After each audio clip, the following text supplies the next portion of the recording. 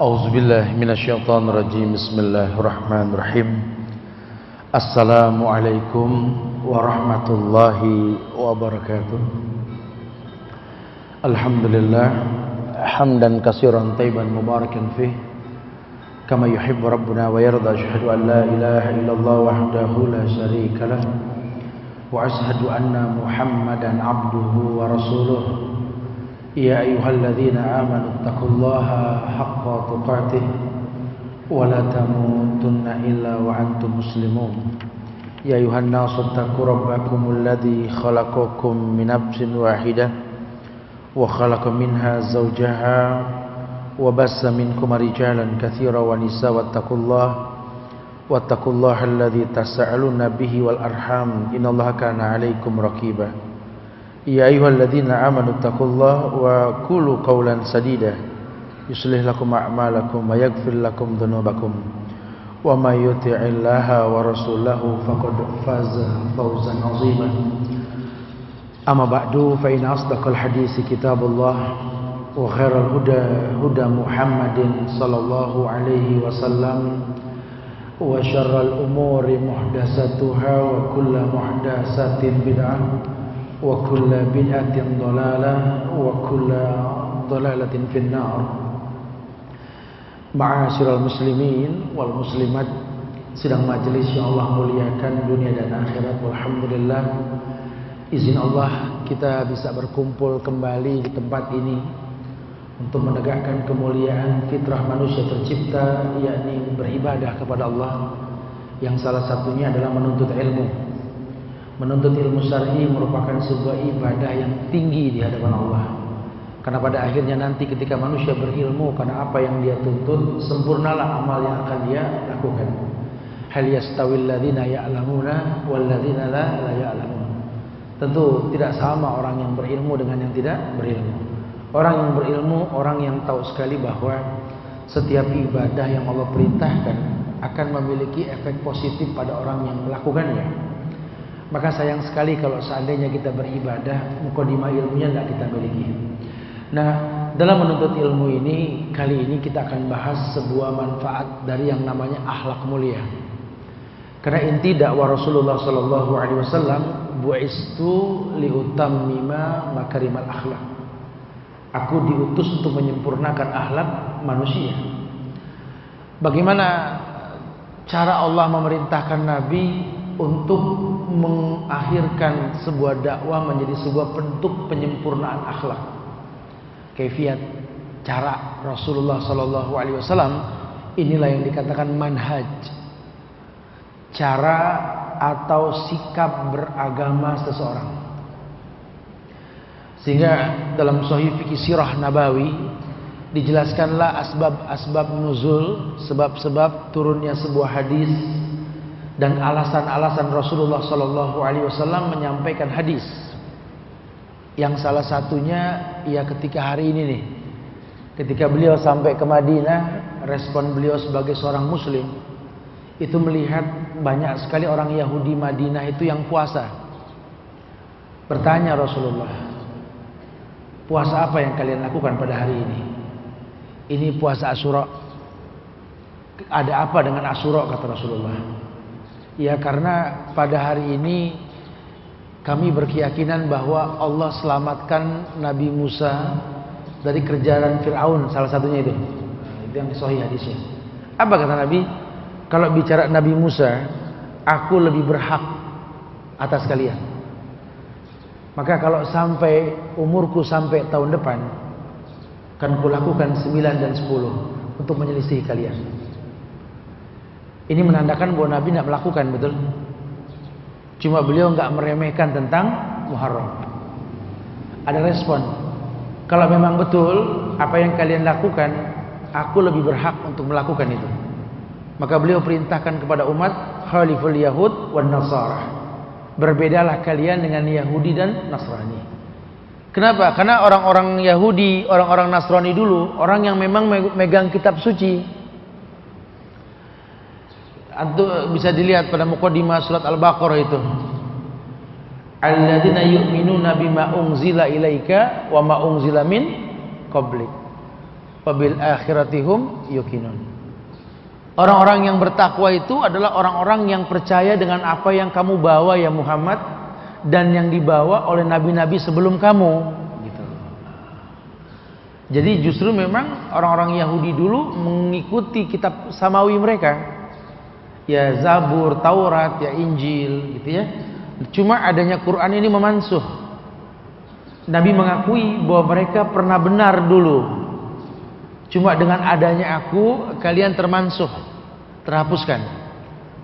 Ya, makanya beliau contohkan, kalau memang betul seperti itu, maka aku menyempurnakan dengan cara menyelisih kalian. Maka ulama menyimpulkan berpuasalah tanggal 9, 10 atau 10, 11. Karena poin dari berbedanya. Cuma ini memperjelas bahwa Nabi merespon. Kalau ada kesempatan berbuat baik, kenapa nggak dilakukan gitu loh. Tapi yang mungkin perlu diperjelas bahwa sunnah itu tidak mengalahkan yang wajib sampai kapanpun. Sehingga yang mampu melakukannya lakukan. Tapi jangan sampai gara-gara yang sunnah ini yang wajib berantakan. Ini nuntut ilmu wajib. Tumben, kok ngantuk sih belajar? Lagi puasa Muharram. Gitu ya. Itu nggak boleh tuh. Gara-gara puasa Muharram ini mata nggak bisa dibuka, salah. Ya, ya harusnya penyemangat. Karena kalau orang mukmin yang sejati tahu sunnah yang dia lakukan ini menyempurnakan yang wajib. Allah yang mengatakan, la yazalu abdi yataqarrabu ilayya bin nawafil hatta uhibbahu. Ini usaha orang menyempurnakan yang wajib dengan yang sunnah, kata Allah. Ini yang membuat aku jatuh cinta kepada dia. Karena kalau aku sudah jatuh cinta, untung dah luar dalam nih orang. Idza sa'alani la utiyannahu, kalau dia minta pasti ku beri. Jatuh cinta. Wa idza sta'adzani la uidannahu, kalaupun dia minta perlindungan, pasti ku lindungi. Lalu cinta. Nah kalau bicara aplikasinya, mungkin dia nak minta, cuma menimbulkan sebab datangnya ijabah dan perlindungan, Allah akan jawab. Kita nggak pernah minta ilmu sama Allah, cuma kita belajar, Allah kasih ilmu. Kita nggak pernah punya niat macam-macam dalam kewajiban yang kita lakukan. Ya nafkah harus diberikanlah, zakat dirutinkan, sedekah menjadi sesuatu yang dia sukai. Udah dia nggak pikir apa yang Allah bakal kasih, cuma yang saya tahu hidup ini memberi. Maka orang yang seperti ini Allah sudah katakan, ma anfaqtum min syai'in fahuwa yukhlifuh. Udah jangan khawatir. Allah nggak buta. Apapun yang kalian keluarkan berbentuk nafkah, infak, sedekah, zakat, Allah akan ganti. Mana qasat sadaqatu min malin, bahkan hartamu tak akan pernah kurang karena sedekah.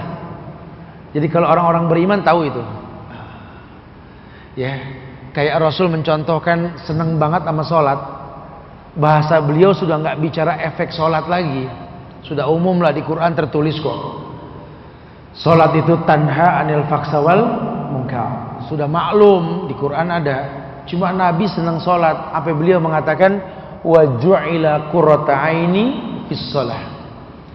Dijadikan pemandangan yang paling kusuka di mataku ya salat. Nabi senang banget sama salat. Sampai beliau berdoa sama Allah, pokoknya ritual salat dari mulai jalannya, duduk nunggu waktu azannya sampai salatnya, hiasan qobliyah ba'diyah, zikirnya, tasbihnya, tahmidnya, tumakninanya, wallahi mulia buat yang mau melakukannya. Sehingga yang namanya sholat itu paket indah lah, bukan cuma sekedar gugur kewajibannya ya. Dari mulai dia mendatanginya, terangkat kaki kiri ke atas diangkat satu dosa, kanan turun ke bawah diberikan satu pahala. Masya Allah. Menjawab azannya berpahala seperti pahala muazin. Duduk di masjid menunggu waktu sholat berpahala seperti pahala orang yang sholat. Kebayang nggak kalau kita nunggunya di Masjid Nabawi, di Haram, di Aqsa, dikali lipatan gandaan tersebut. Sudahlah, nikmat Allah mana yang mesti kita dustakan? Indah sekali Islam. Ini yang Nabi inginkan. Kalau kamu sikapi hukum dengan akhlak, keuntunganmu banyak. Makanya kita pengen bahas nih manfaat akhlak mulia. Jadi nggak ada ruginya ya orang kalau punya akhlak. Cuma kan yang jadi permasalahan ini kan akhlak itu apa? Akhlak itu yang setahu saya tadi AKHALAK gitu ya, akhlak gitu ya. Itu tulisan bahasa Indonesia. Kalau udah bahasa Indonesia udah susah dah ya, orang kadang-kadang masalah ejaan jadi ribut. Akhlak itu pakai CH, achlak. Akhlak apa akhlak gitu. Ya khuluq, akhlak pakai hamzah, pakai kha, pakai lam, pakai qaf, akhlak. Jadi kalau pakai bahasa Indonesia yang betul kita eja A K H A L A Q, akhlak gitu. Ya lebih ke arah sesuatu yang pas, tapi nggak ada permasalahan lah kalau bahasa Indonesia lah. Makanya saya suka heran aja kalau orang ribut gara-gara tulisan Indonesia. Insya Allah, ini orang insya Allah. Nggak ada SH jadi sya, itu short insya Allah gitu jadinya. Dan yang lain sebagainya. Iya, iya, merujuk pada kitab, yakni aktualisasi akhlak Muslim. Ini bakal kita bahas abis nih besok nih, lusa sore insya Allah. Akhlak Muslim ini 13 cara mencapai akhlak mulia. Ada beberapa faedah dan keutamaan akhlak, dan kita perlu tahu apa itu akhlak, karena Rasulullah Shallallahu Alaihi Wasallam ini menerjemahkan tentang apa. Ibnu Qayyim mengatakan bahwa akhlak yang mulia itu memiliki 4 pilar. Ya, ini orang banyak menerjemahkan bahwa sesungguhnya bentuk akhlak mulia ini adalah sesuatu yang tinggi di mata Allah. Surat Al-Baqarah ayat 83 ketika Allah berfirman, la ta'buduna illallaha wa bil walidaini ihsanan wa dzil qurba wal yatama wal masakin wa qulu linnasi husnan. Jadi ulama sering menerjemahkan ayat ini sebagai motivasi untuk memiliki akhlak yang mulia. Kata ayat ini, la ta'buduna illallah, janganlah kalian sembah kecuali Allah. Dan ternyata menyembah Allah itu akhlak. Wabil walidaini ihsanan, dan kepada kedua orang tua haknya ihsan. Apa ihsan? Berbuat baik. Ada tidak ada orang tua, ihsan itu harus dilakukan. Wadil qurba wal yatama, kerabat dekat, saudara, kakak kandung, sanak famili, ipar, pokoknya yang sekeliling kita lah. Wadil qurba wal yatama, anak yatim. Ada hubungan darah atau enggak ada hubungan darah? Kalau yatim itu Nabi sudah mengatakan, ana ma'akamilul yatim fil jannah hakadha. Aku sama orang yang cinta sama anak yatim kayak telunjuk sama jari tengah. Tapi ingat, yatim itu Nabi jelaskan, la yutma ba'da ihtilam. Tidak ada yatim kalau sudah balik. Jadi kita kalau mau megang pala anak yatim, megang mumpung masih kecil. Ya. Anak siapa kek, pokoknya kalau yatim mah sayang dah, jangan hitung-hitungan. Kenapa? Karena ada batasnya. Nanti kalau dia sudah balik, laki mimpi, perempuan haid, udah bukan yatim. Tapi boleh dibantu, babnya beda, mungkin namanya duafa atau masakin, orang miskin ya. Tapi kalau yatim, la yutma ba'da ihtilam. Tidak ada yatim lagi kalau dia sudah balik. Wadil qurba wal yatama wal masakin. Makanya dibedain tuh, yatim dengan masakin beda. Orang-orang miskin sama yatim beda. Kadang anak yatim enggak miskin. Ini anak yatim tat, subhanallah kesian. Ya orang tuanya sih ninggalin 4 hotel, 12 apartemen. Ya itu mah terserah lah, rezeki ya. Tapi yang pastikan itu belum bermanfaat buat dia. Yang dibutuhkan anak yatim itu bukan harta, tapi kasih sayang. Dan salah satu bentuk kasih sayang itu kita menyentuh kepalanya, kata Rasul. Ya makanya dalam Islam itu nyentuh pala nggak ada masalah. Makanya kalau orang Arab itu anak megang pala bapak nggak masalah. Gitu ya. Di kita bilang kurang ajar megang pala, begitu malah kebalikan. Lawang sunnah megang pala tuh sunnah. Kalau kita sayang sama seseorang, pegang anak-anak kecil sayang. Itu sudah ekspresi orang Arab biasa lah. Ya malah kalau orang Arab tuh dipegang belakang yang marah dia. Bokong itu nggak diperbolehkan, tuh aib. Ya. Kita malah dianggap biasa. Wa yadubillah wa na'udzubillah. Wal masakin wa qulu linnasi husnan. Itu semua baik. Beribadah kepada Allah, berbuat baik kepada kedua orang tua, berbuat baik kepada dzil qurba yang ada hubungan saudara, wal yatama, anak-anak yatim, wal masakin, orang-orang miskin, wa qulu linnasi husnan, dan secara umum berkata yang baik kepada manusia. Ini akhlak. Makanya kalau ada orang nuntut ilmu tapi sampai di rumah ribut sama orang tua, mau jalan berantem sama saudara, ini orang gak punya akhlak. Datang ke majelis ilmu rajin tar-tar, tapi sama istri zolim, sama anak pun gak memberikan nafkah, sama suami gak nurut, ilmu apa yang dia mau ambil? Lawang dia gak punya akhlak. Ingat, ilmu ini cahaya Allah loh. Cahaya Allah gak mungkin datang ke orang yang bermaksiat. Makanya ahlul ilmi ini hatinya lembut. Ada kesempatan berbuat baik, dia berbuat baik. Ahlul ilmi itu lembut-lembut banget. Kalau nggak percaya, sekali-kali tinggal di Madinah dah. Bedain dah suasana Madinah dengan Mekah. Teredam Mekah karena adanya Ka'bah. Tapi demi Allah, Madinah tempat yang Nabi cintai. Dan beliau pilih Madinah walaupun lahir di Mekah. Karena orang Madinah lembut-lembut sekali. Semua penuntut ilmu. Kita masuk masjid itu tidak hanya ibadah, banyak majelis. Guru-guru baca Quran yang pakar-pakar dunia, Masya Allah, ya kaliber lah bacaannya. Itu dia siap untuk ditanya tanpa ada timbal balik materi, karena memang ilmu ini nggak bisa dijual. Di mana-mana murid yang nyari guru, bukan guru nyari murid. Makanya dalam ilmu pendidikan kalau kita bangun gedung manggil murid itu sudah salah.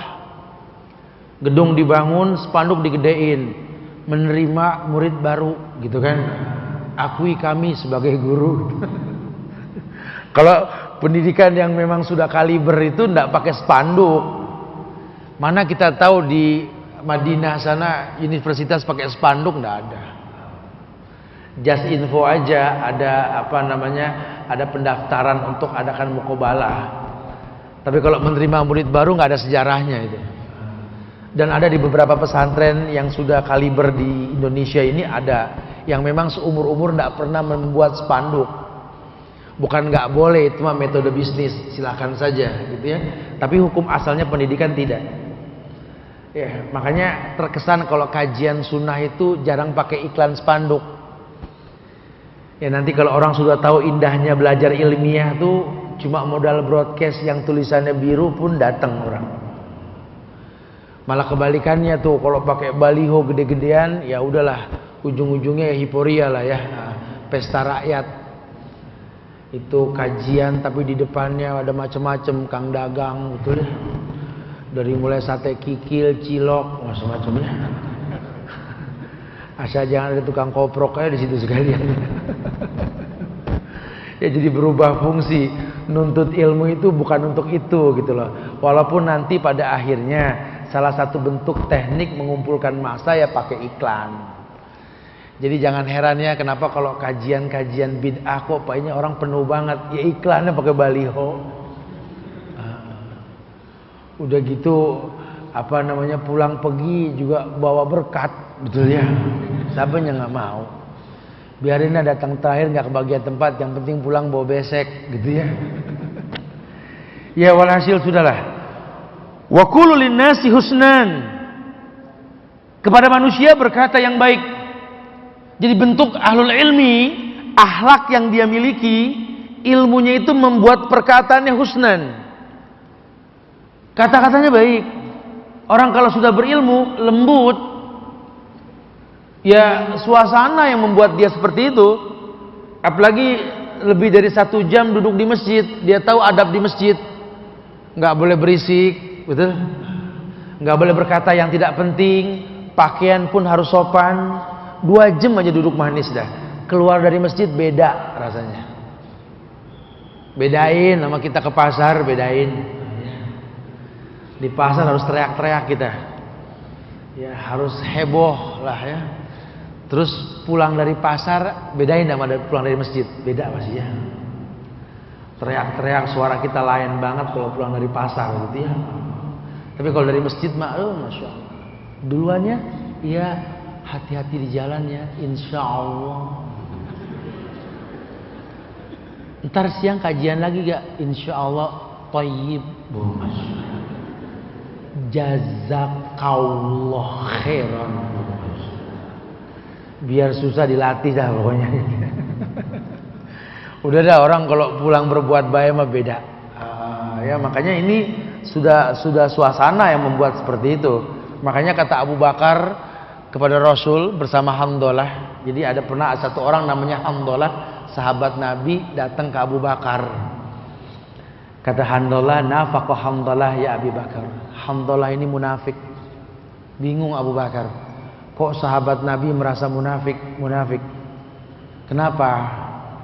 Ya gimana aku nggak berasa munafik?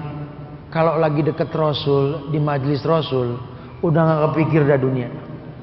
Yang orientasi kita cuma akhirat aja. Itu herannya Abu Bakar. Kalau Hamdalah ini pulang ke rumah, kumpul sama istri sama anak, berkutat sama urusan rumah, lupa sama Nabi. Suasana sudah berbeda. Maka aku berasa munafik. Kata Abu Bakar, sama itu pasti begitu. Tapi nggak bisa dibiarin nih. Kalau begini kita datang ke Rasul deh. Datanglah mereka berdua ke Rasul. Ada apa ya Abu Bakar ya Hamdalah? Begini Rasul, ini kita berdua nih pengen nanya nih, mumpung ada Rasul. Kita ini kayak orang munafik. Kalau lagi duduk sama ente di majelis, ya hal-hal yang baik disampaikan, betapa tenangnya jiwa, serasa hidup dekat dengan surga. Tapi kalau selesai kajian kita pulang ke rumah, lupa engkau ngomong apa. Sama kita begitu kan? Kalau Ustaz lagi dengerin nyampe tausiah sampai kayaknya ya Allah harus berubah, harus gitu ya. Entar sampai ke rumah anak nanya, "Mak, tadi Ustaz ngomong apa?" Wallahu a'lam. Kalau nggak salah gitu, pakai kalau nggak salah gitu ya. Oh kata Rasul begini Abu Bakar Hamdalah, kalau keadaanmu sama seperti di majelis dengan di rumah, kamu di majelis, di rumah sama perasaan kalian, malaikat turun salaman sama kalian. Dan itu nggak mungkin. Kenapa? Karena suasananya sudah beda. Beda sekali, masjid beda. Masjid ini nggak ada penghalang-penghalangnya gitu kan. Kita nggak khawatir kalau di masjid, di majelis. Bahkan setiap hari Allah utus malaikat yang tawaf di jalan mencari majelis zikir, majelis ilmu. Kalau ketemu majelis ilmu, dia panggil malaikat yang lain semua mengayomi dengan sayapnya. Semua orang di majelis ilmu itu tenang. Tidak repot, tidak rame. Memang begitu sudah. Tapi kalau di luar ya wallahu alam bisawab. Kena kembali pada niat, innamal a'malu binniyat, semua tergantung niat. Bahkan ulama mengatakan majelis ilmu, majelis penyubur iman. Makanya kalau orang sering di majelis ilmu, itu keluar beda. Beda sekali. Teman-teman yang lama di Madinah, di sekolah di sana, dengan tempat-tempat yang lain, beda karakternya, beda sekali. Ya yang di universitas, yang duduk di majelis para syekh, beda. Ya kita yang udah pernah umroh, kan ngerasain betapa Madinah tuh bikin tenang kan? Kayaknya yang kita ingat tuh Madinah. Kalau bukan karena ada Ka'bah, yang kita pikirin Madinah doang, betul? Enaknya Madinah tuh ya Allah, tenang suasananya. Apalagi kalau lagi musim dingin, Masya Allah. Ada kesan-kesan tersendiri. Karena kita paham karakter orang-orang Madinah tuh, kita paham banget. Makanya saya sengaja kalau urusan umroh nih saya suka bikin sesuatu yang berkesan. Jadi kalau lagi bawa jamaah, bahkan yang lagi saya planningin berikutnya ini next habis tahun ini insya Allah buat anak-anak muda yang pada pengen umroh. Nanti di sela-sela waktu kita ibadah, saya pengen bikin ini pertandingan futsal sama anak Mekah gitu loh ya. Jadi biar tahu karakter orang Mekah tuh bagaimana, jangan cuma di majelis saja gitu ya. Ternyata mereka asik ya buat ngobrol, buat ini. Ya mudah-mudahan berbekas lah. Kalau Allah saja percaya sama Mekah adanya Ka'bah, ya kita belajar cari keutamaan mereka tuh apa gitu loh. Kali aja bisa kita aplikasikan ke negeri kita ini. Karena kalau bicara harta dunia, Indonesia nggak kurang. Tapi kok berkah yang nggak ada. Yuk kita belajar akhlak mereka seperti apa.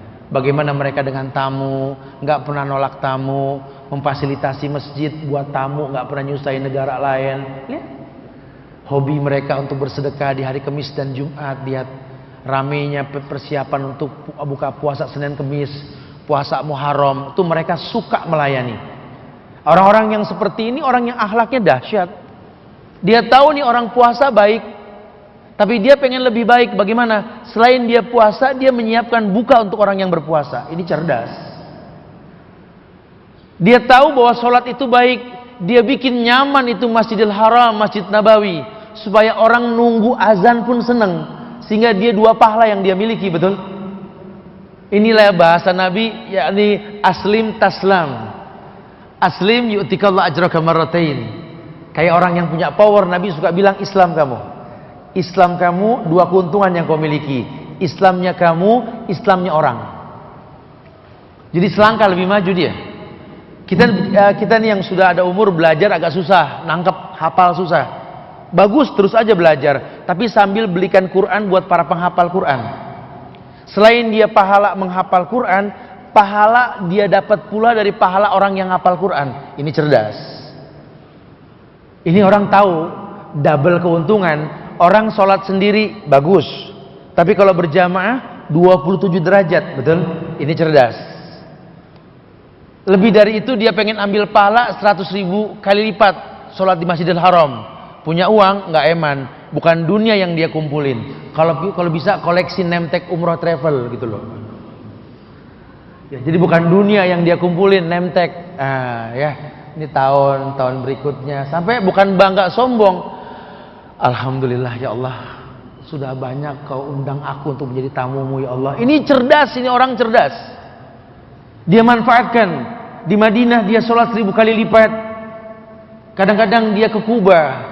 Tiap pagi dia ke Kuba. Travelnya juga cerdas, diajak ngobrol lagi. Ketimbang umroh yang diulang-ulang bid'ah, mendingan di Madinah bimbing ini jamaah untuk ke Kuba tiap pagi. Karena orang yang berwudu dari hotelnya menuju Kuba, sholat, berpahala seperti umroh bersama Rasul. Betul? Jamaah jangan cuma dikelilingin ke tempat-tempat city tour yang cuma beli korma sama permen gitu loh. Ya boleh jadi tahu cara dagang orang sono. Cuma kalau jamaah digiring ke tempat yang pahalanya jelas, hadisnya sahih, umroh bersama Rasul, seperti umroh bersama Rasul di Masjid Kuba kan Masya Allah. Orang-orang laki ditekankan sekali kalau lagi di Madinah, mumpung di Madinah, ini banyak penceramah yang bagus. Tolong pembimbingnya berfikirlah pahala buat mereka. Orang laki ajak ke majelis ilmu, duduk di majelis syekh, terjemahkan. Setelah terjemahkan, sudah paham, yuk kenalan sama syekhnya. Kesempatan ini ada 4 hari di sana. Harusnya begitu. Ya, bukan orientasi keuntungan saja, cari pahala. Kapan lagi kita berpahala seperti pahala orang yang berpahala kalau kita nggak cerdas? Ini orang yang mulia. Akhlaknya dahsyat, mulia. Sampai dia tahu sekali ternyata memang akhlak yang mulia itu punya faedah dan keutamaan. Keutamaan yang pertama dijelaskan bahwa bentuk wujud ketaatan kepada Allah dan Rasulnya. Karena tidak mungkin orang bisa beribadah sama Allah tanpa ada wujud ketaatan kepada Allah dan Rasulnya. Umum ayat hanya mengatakan atiullaha wa atiur rasul wa ulil amri minkum. Qul in kuntum tuhibbunallaha fattabi'uni. Katakan ya Muhammad, kalau seandainya kalian mengatasnamakan cinta kepada Allah, tidak ada cinta kecuali mencontoh dirimu. Maka wajib kita tahu akan arti wujud ketaatan kepada Allah dan Rasulnya. Surat Al-Qasas ayat 77. Al-Qasas ayat 77 tentang kisah-kisah para nabi ini. Atau surat ke-28 ayat 77 ketika Allah berfirman, wa ahsin kama ahsanallahu ilaika wa la tabghil fasada fil ardi innallaha la yuhibbul mufsidin. Wa ahsin kama ahsanallahu ilaik wa la tabghil fasada fil ardi innallaha la yuhibbul mufsidin. Dan berbuat baiklah kalian kepada orang lain sebagaimana Allah telah berbuat baik kepadamu, dan janganlah kamu berbuat kerusakan di bumi, sungguh Allah tidak menyukai orang yang berbuat kerusakan. Ini akhlak, faedah akhlak, wujud ketaatan kepada Allah dan Rasul. Allah yang memfasilitasi, Nabi yang mengajarkan bagaimana cara memanagenya. Bahwa setiap perintah Allah akan mendatangkan kebaikan buat si pelakunya. Maka faedah yang pertama kita berakhlak baik, kita harus mengerti wujud ketaatan kepada Allah dan Rasulnya. Supaya memang terwujud ketaatan. Orang ini akhlaknya baik loh Ustaz, sama orang lembut banget, nurut, disuruh nggak pernah komplain. Cuma ya memang nggak demen sholat Ustaz. Iya bukan akhlak itu. Itu mah tabiat, tabiah.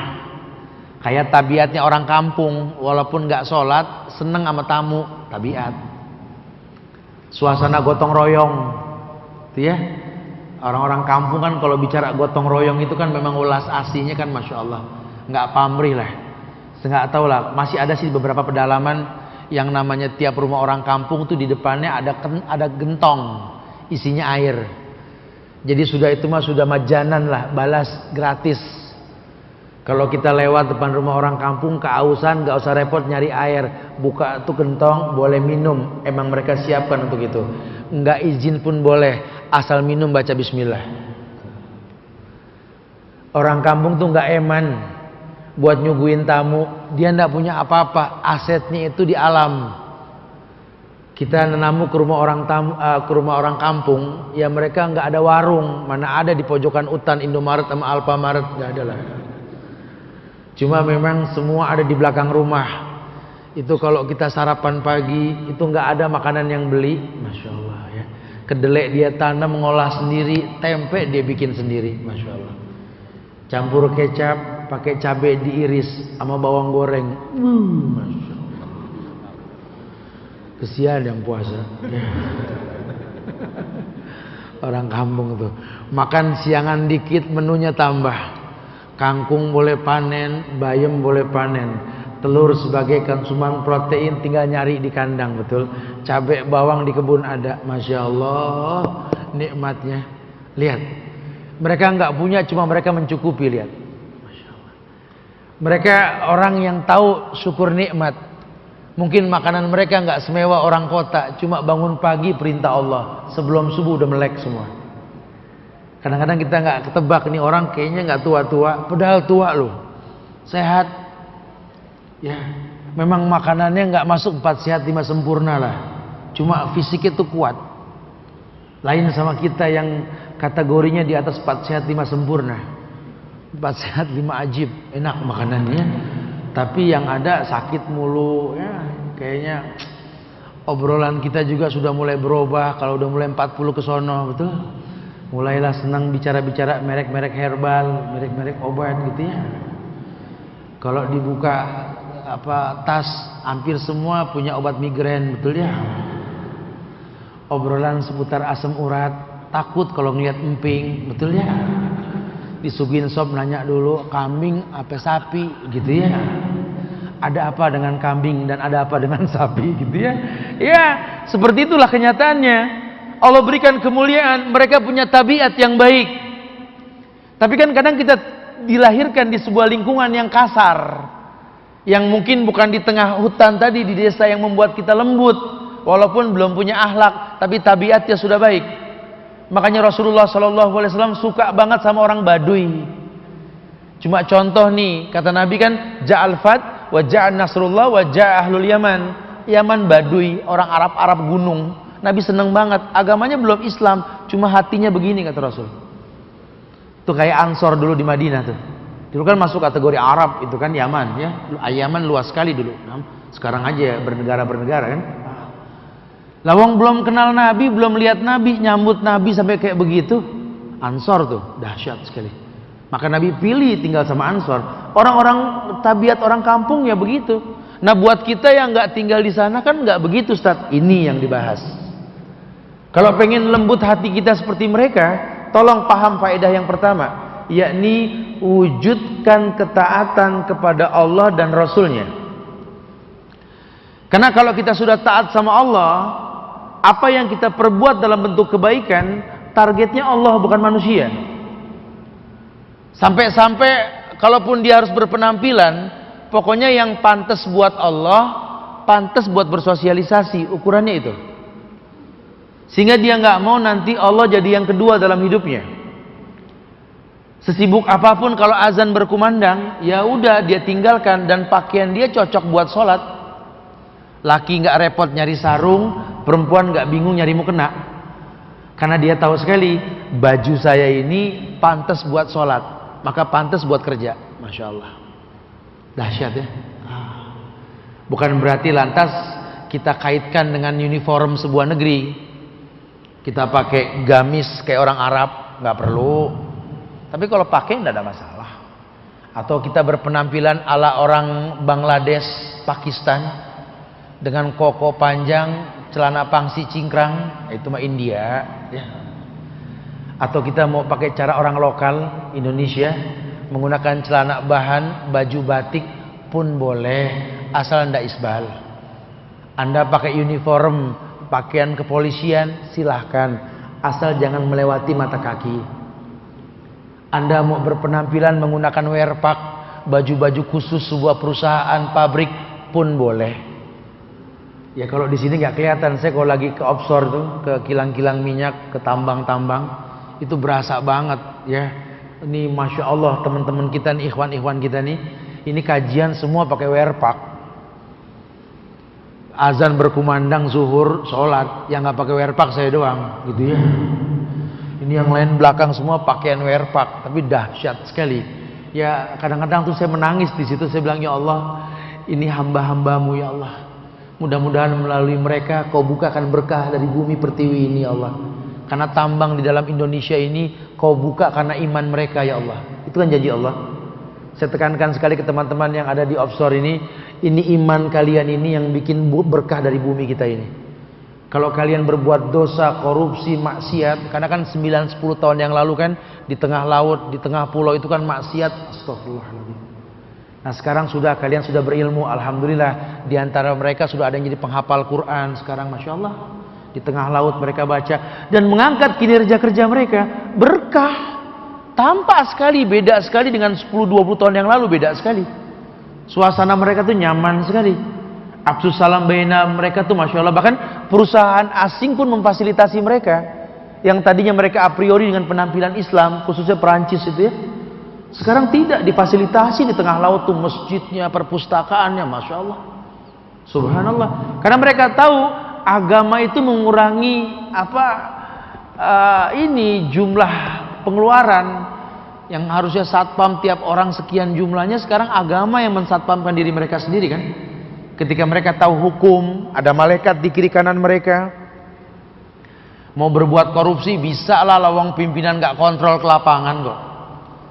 Mana ada pimpinan tahu cara survive-nya orang di tengah pulau? Nggak tahu kan. Ketika minuman keras dibagikan cuma-cuma, maksiat dia hiburan dibuat, pimpinan mungkin tahu, cuma tutup mata tutup telinga.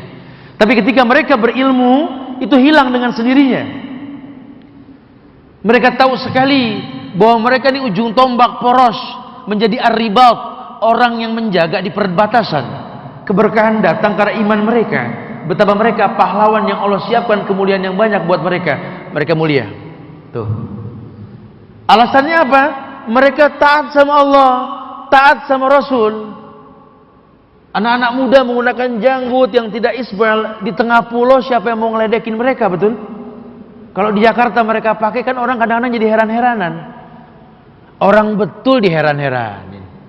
Ini anak tadinya nongkrong, gaul abis, anti sunnah. Sekarang tobat, ikut kajian, kumpul malam Kemis Drabanians di Al-Azhar, kumpul di beberapa pengajian, berubahlah mereka karena memang paham sunnah. Temennya ketemu heran, lu kenapa? Begitu katanya. Kenapa ya? Iya, tapi kalau di tempat-tempat tersebut tidak ada. Kinerja kerjanya akan tampak sekali. Yang tadinya bisa berbuat zolim, masuk kerjanya sembarangan, pulang sembarangan, sekarang tidak. Di tengah pulau kalau mereka cuma ngopi sama makan makanan kering, nggak ada yang tahu. Cuma nggak, Allah tahu. Dilihat nggak dilihat pengawas, CCTV nyala atau rusak, tetap kerja. Karena yang dia tahu komitmen. Ini rezeki saya tergantung ini nih. Makin saya betul dalam bekerja, makin halal yang saya dapat. Makin tidak hitung-hitungan peluh yang saya keluarkan, lelah terasa. Tapi makin berkarakter keturunan saya ke depannya. Dahsyat. Makanya nggak ada istilah kata zolim waktu, apalagi zolim materi. Mereka sebenarnya tuh agama. Makanya aneh kalau ada perusahaan takut tentang itu. Ya, teman-teman di beberapa perusahaan yang akhirnya kita tahu, dan saya kemarin juga didatangi oleh salah seorang ya pekerja yang sangat mendominasi juga perusahaan pabrik roti yang terkenal lah, yang sering diomongin masalah label halalnya tidak ada, gitu ya. Jangan beli itu tuh nggak ada stempel MUI-nya, gitu ya. Ya itu memang kalau hukum asal makanan kan yang penting halal hukumnya, kecuali jelas keharamannya. Jadi karena mereka, jadi saya tahu sebenarnya perusahaan kalian ini kenapa sih nggak ada MUI-nya, gitu loh. Karena perusahaan kalian ini sudah dekat sama masyarakat, yang kalau nengokin orang sakit belok ke tempat kalian dulu, patokannya pokoknya ada kitiran aja di atasnya gitu ya, belok gitu ya. Ini kan harus ada labelnya itu lebih bagus, demi Allah Ustaz. Ini saya juga alhamdulillah sudah pada kajian semua Ustaz. Memperjuangkannya sulit nih Ustaz, karena memang non muslim yang punya Ustaz. Mereka punya misi tersendiri. Jadi MUI tidak menurunkan label halalnya itu karena ada 2 produk mereka tuh yang pasti menggunakan alkohol. Tapi demi Allah saya menjamin, dan saya tahu Ustaz, pelatihan saya yang pegang kok. Tidak ada hal yang haram kecuali 2 itu. Yang pertama di Black Forest-nya, ya. Yang kedua kue sus dengan flanya. Jadi selama kita nggak mengkonsumsi itu, yang lainnya halal Ustaz. Subhanallah, ya. Jadi kan tenang. Dulu di Bika Ambon, tapi insya Allah kami kasih informasi terus Ustaz. Dan kami sedang berjuang gimana caranya ini pegawai boleh pakai hijab. Ini dahsyat loh, dahsyat sekali. Ya, dan sudah mulai diakui di beberapa tempat franchise mereka itu, iya, agama itu membuat mulia para pegawai mereka. Ya kenapa kok mereka nggak suka dengan hukum agama sampai pegawai perempuan harus buka hijab? Karena mereka nggak tahu agama. Akhlak yang mulia ini akan memberikan kemuliaan sama mereka. Dakwah dengan penuh kelemah lembutan. Sebenarnya Anda jual produk dengan cara yang haram, mimpi dapat sebuah kemuliaan dari Tuhan Anda. Aneh. Mungkinkah kemuliaan berkah produk yang terjual dengan menjual aurat para wanita membuat hati Anda tenang? Sementara Islam tawarkan sebuah kemuliaan, bahwa kita bicara ya ini kualitas, bukan bicara kuantitas. Bagaimana caranya orang membeli produk Anda karena memang kualitasnya layak diperhitungkan, bukan bicara kuantitas. Mereka mulai mengerti. Ini kan akhlak yang baik. Wa qulu linnasi husnan. Katakan ke manusia dengan perkataan yang baik. Dan Islam ajarkan seperti itu. Lihat cara Rasulullah SAW berdakwah sama orang tua yang beda agama, karena dia taat dengan Allah. Ayat yang mengatakan wasahibhuma fid dunya ma'rufa wa in jahadaka ala an tusyrika bi ma laysa laka bihi ilmun fala tuti'huma wasahibhuma fid dunya ma'rufa. Kalaupun orang tua kamu yang beda agama ajak kamu pada perbuatan dosa dan maksiat, fala tuti'huma, jangan kalian taat, jangan kalian patuh. Wasahibhuma fid dunya ma'rufa. Wasahibhuma fid dunya ma'rufa. Tapi jadikan mereka sahabat. Rasul mempertontonkan bagaimana dakwah kepada Abu Lahab, Abu Jahal, paman-paman yang masih kafir. Lihat Abbas, Hamzah, yang akhirnya orang bikin masuk Islam dia, sampai Nabi mengatakan, ya Allah, kalau Abu Lahab, Abu Jahal memang tidak mau menerima dakwahku, lahirkan dari tulang sumsum mereka orang yang mengesahkanmu. Ini kan akhlak. Sehingga nggak diem-dieman. Saya udah ngaji Ustaz, cuman orang tua saya nentang betul Ustaz, apalagi om saya Ustaz. Tante saya tuh waduh. Makanya saya udah 2 tahun nggak negor dia Ustaz. Ini antum belajar di mana? Padepokan mana tuh? Ya. Jangan-jangan ini bukan ilmu agama yang dituntut. Ya, ini salah sekali. Ya, jadi ada usaha. Habis saya bingung Ustaz, masih diundang acara-acara mereka yang aneh-aneh gitu ya. Ya mau bilang apa, memang Anda tinggal di situ. Cuma kalau hati Anda menentang, kan ada bacaan dalam Quran, illa man ukriha wa qalbuhu mutmainun lil iman. Hatta orang ini dipaksa kafir dan dia kafir, tapi hatinya menentang, di mata Allah dia tidak kafir. Keluarga Yasir, pernah dengar keluarga Yasir? Keluarga Yasir, keluarga Alu Yasir. Keluarga Alu Yasir pernah dengar ceritanya belum? keluarga Alu Yasir, keluarga Cemara, pernah dengar? Sinetron paham, jangan ya. Keluarga Alu Yasir ini satu keluarga yang masuk Islam pertama dulu. Habis dihujat dia itu, sampai dibunuhin keluarganya itu. Ibunya ditancapkan tombak dari leher hingga nembus ke kemaluannya. Ayahnya itu dijemur hingga mati kering di tengah gurun Sahara. Yasir pun sama, dipendam di tengah pasir yang panas, dikasih minyak pula palanya. Kata Nabi, sabran ya Alu Yasir, fa innalakumul jannah. Sabar keluarga Yasir, sorga nunggu kalian. Maka dalam sebuah hikayat dikatakan Allah turunkan timba dari langit untuk kasih minum Yasir. Menangis Yasir karena dia mengaku dia telah dipaksa kafir dan dia kafir. Turunlah ayat, tidak ada kafir buat orang yang dipaksa. Masya Allah. Tapi dia nggak menikmati, hatinya menentang. Saya nggak bisa menghindar, Ustaz. Ya nggak ada dosa. Cuma ada usaha untuk mendakwahkan. Karena kan tadinya Anda bagian dari mereka, Anda sekarang diberikan hidayah, cari sababnya. Ya kalau saya kan memang bergaul, berarti mereka nggak bergaul. Kalau saya kan berusaha berteman sama orang soleh, ajak mereka berteman sama orang soleh. Karena Anda satu rumpun yang kurang lebih mirip karakternya, bisa mendapatkan hidayah karena sabab yang jelas. Buat sabab kepada mereka.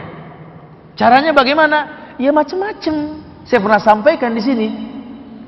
Ritual mereka yang merutinkan perbuatan bid'ah pada malam-malam tertentu. Ya mungkin Anda belum bisa menghindar, nimbrung cuma kasih ide lah. Saya mau ngaji bareng pada malam-malam tertentu loh, dengan surat yang ditentukan, oke lah. Tapi saya pengen ada yang menerjemahkan. Wah kalau itu kita dari dulu sulit tuh. Perlu ada ahlinya. Kalau nanti ada ahlinya mau gak? Ya gak apa-apa, lebih bagus. Ya sudahlah, ahlinya suruh menerjemahkan. Tiap malam Jumat ngaji surat Yasin tapi terjemahin. Gak berasa sebulan menerjemahkan tuh surat Yasin. Selesai sebulan orang pada seneng, ngaji juga, paham juga, makan juga, betul? Bulan depan datang lagi tuh malam mirip Jumat juga, gitu ya. Tinggal kasih ide gimana? Suratnya sama bulan kemarin atau surat lain? Terjemahan. Audiens akan bilang surat lain deh supaya nggak bosen. Ganti surat. Antum punya majelis, betul? Terus dan malam Jumat kan malam baik. Karena orang kumpul malam Jumat boleh gak? Boleh. Lawang Saidul Ayam kok. Malam Jumat orang kumpul sunnah. Cuma yang bid'ahnya itu membaca sesuatu yang memang tidak dicontohkan dan diulang-ulang, itu bid'ah. Kalau itu bisa dihilangkan, bagus gak? Bagus. Oh bagus sekali. Berarti kan ada teknik bahasa baik, bahasa lembut. Ini sudah mulai berjalan. Orang-orang tua kita punya tradisi memakamkan mayit di masjid. Ini kan udah jelas hadisnya nyata, la taqumu fihi abadan, tidak boleh sholat di atasnya selama-lamanya. Udah ndak main-main lah, sudahlah. Jangan ditawar, jangan pakai tapikan. Terus gimana Ustaz? Ya bongkar. Tapi muliakan si mayit, jangan diremehkan, jangan dibuang begitu saja. Letakkan di sebuah pemakaman yang layak untuk diziarahi, di level orang-orang soleh. Orang mana yang nggak tersanjung keluarganya karena si mayit diletakkan di tempat yang baik, betul? Jangan dibahas dulu masalah bentuk kuburan, masalah batu nisan, ntar bab berikutnya dah. Yang penting dia mau pindah aja dulu, dipindahkan di tempat makam pahlawan, orang soleh, orang ini, masya Allah. Nanti kalau sudah terangkat kan aman, betul? Tidak ada syubhat lagi, tidak ada lagi hukum ini hukum itu, masya Allah. Ini teknik dakwah yang lembut. Sama orang tua juga sama. Kita nggak bisa lantas bermusuhan cuma gara-gara khilaf. Bas kita ngomong akhlak lah. Karena kalau Allah firmankan sesuatu, Nabi sabdakan sesuatu, isinya semua kebaikan. Wa makana lil mu'minin wala mu'minatin idza qadallahu wa rasulahu amran ayakuna lahumul khiyaratu min amrihim. Allah sudah bilang jangan pilih yang lain. Tidak ada pilihan yang lain. Kalau Allah dan Rasulnya telah tentukan sebuah hukum, kecuali mengatakan sami'na wa ta'na, itu yang paling penting. Dakwahi kemuliaan dengan cara yang mulia. Ini namanya akhlak. Makanya lihat cara Rasul berdakwah tuh, lihat. Enggak ngomong hukum dulu 13 tahun di Mekah, akidah dulu. Jangan ngomong uruf, jangan ngomong khilaf, jangan ngomong furu'iyah, jangan ngomong cabang-cabang agama, repot nantinya. Naik bis bareng, tamasya, ya mau bilang apa lah, wong supir bisnya nggak ngaji, betul? Yang ikut ibu-ibu pengajian, betul? Ya supir bis kan ngilangin ngantuk kan, nggak mungkin ngobrol, dia setel musik love song, betul? Ini di belakang jangan mentang-mentang udah ngaji, Pak supir maaf ya, haram. Wa minan nasi may yastari lahwal hadis. Nanti di akhir zaman Pak supir, ada orang yang menghalalkan musik. Itu supir ngaji belum udah gemeter megang setir. Ini kemana nih? Ini kemana nih? Gitu. Ini ulah banyak orang di belakang, supir kapok. Besok mau dipesen nanya dulu pengajian mana? Gitu. Padahal kita punya kesempatan mendakwahkan dia loh. Ya, bikin dia seneng, kasih bonus, kasih makanan. Pak supir tolong dong, ini kita punya CD murotal deh, atau ceramah-ceramah yang asik, setel dong supaya jalan kita. Oh iya makasih, dikasih tips gitu ya. Nggak berasa kan dia nyupir denger tuh kajian, bohong kalau hatinya nggak kena. Ini malah diomelin dari yang belakang, ada yang nyambit lagi pakai lecekan amplop. Ya lagi-lagi kesalahan yang kita perbuat, kita nggak punya akhlak. Ngelihat anak-anak muda touring, balapan, udah a priori, ya iya memang salah, buang-buang waktu, buang-buang dana, betul. Cuma kan saat itu buat mereka itu yang asik. Mereka sudah enjoy. Ya susah tat, anak suruh dia ke masjid nggak bakal mau. Ya iyalah, ya. Lowong di atas motor gede kok suruh ke masjid, mendingan ngepot, betul.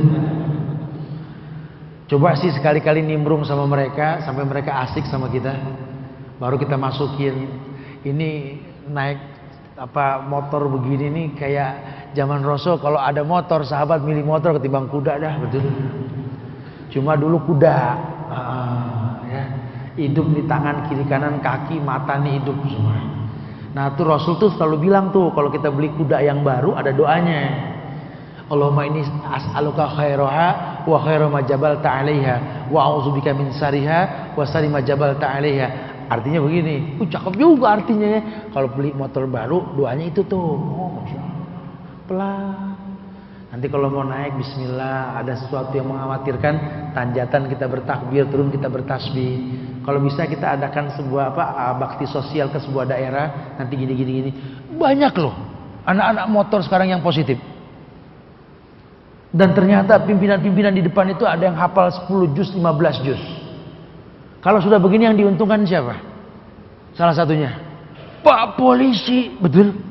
Kurang pekerjaannya sudah. Yang tadinya pegel masalah SIM, masalah STNK, sekarang masukin pelan-pelan bahwa pakai kendaraan tidak ada SIM, STNK mati, zolim. Oh dalilnya apa Ustaz? Atiullaha wa atiur rasul wa ulil amri. Anda kerja dari rumah, SIM mati, STNK mati, perjalanan Anda tuh tidak berkah. Ya, saya nggak pro sono pro sini nih ya, cuma ngasih bocoran saja gitu loh. Karena itu kan bentuk kezoliman. Kalau sampai Anda hianati hukum, hilanglah berkah. Anda berangkat pagi, pulang sore, gaji mingguan, bulanan, bonus harian pun hilang berkah. Maka kalau orang Islam disiplin, tidak akan pernah saya menggunakan kendaraan untuk mencari nafkah dengan cara yang zolim. Itu baru bicara surat anti kendaraan bodong lah. Apalagi yang namanya melanggar, udah ada aturannya lah. Walaupun itu busway, streetnya itu menawarkan kenyamanan karena kosong, gitu ya. Cuman enggak lah, bukan masalah cepatnya, berkahnya. Kecuali kalau memang diizinkan, ya alternatif. Kalau enggak. Biarin macet dikit, yang penting berkah, ya gerak, kurus lah. Karena memang sauna di siang hari lah. Kan ini siang ini kan matahari kerjanya serius banget ya. Masya Allah. Tapi ya enggak apa-apa lah. Ini orang berilmu, dia tahu sekali hukum dalam hidupnya. Sehingga yang dia terapkan ya hukum Allah, akhlak loh. Kalaupun dia rapat di gedung DPR, dia tahu sekali mendengarkan orang yang sedang menyampaikan sesuatu itu baik. Adab dalam berbicara, dengarkan orang bicara dulu, jangan instruksi aja. Cuma pengen dikeker sama kamera. Ada adab-adabnya. Dahsyat loh kalau Islam ini merata. Cuma yang mau bilang apa, banyak kepentingan orang-orang tertentu yang nggak suka kalau hukum Islam ini sampai. Makanya dari zaman dulu produk Belanda selalu bilang hukum yang betul itu ekstrim. Takut banget sama orang yang menerapkan hukum yang diterima liberal. Kerjasama lagi sama Syiah, dah ampun dah kalau begini ya. Sampai nggak tanggung-tanggung kalau sudah begitu. Pemimpin sebuah organisasi Islam besar pun liberal dan Syiah. Ini kan bahaya ya. Ya tapi nggak usah khawatir. Allah yang bakal jaga Islam di Indonesia. Jadi jangan terpancing debat dalam sosial media. Udah sampai kapanpun yang namanya Syiah, yang namanya Yahudi itu nggak pernah bakal berani ngaku dia Syiah, dia Yahudi, nggak bakal pernah. Nggak akan pernah ada zaman di mana orang Syiah kenalan sama orang anak Syiah, nggak bakal berani. Aneh Yahudi, nggak bakal berani udah sampai kapanpun. Jadi antum nggak usah khawatir, itu mah urusan Allah nanti. Allah yang bakal jaga ini negeri dari fitnah mereka. Nah buat kita bagaimana? Jangan debat kusir, belajar. Sampai kita bisa memprotek diri kita. Paling tidak ku anfusakum wa ahlikum nara. Jaga dirimu, jaga keluargamu dari api neraka. Apa yang dimaksud api neraka? Maksiat. Maksiat yang menyebabkan orang masuk neraka. Semuanya. Pokoknya semua yang menyebabkan orang masuk neraka, jaga dirimu. Banyak banget.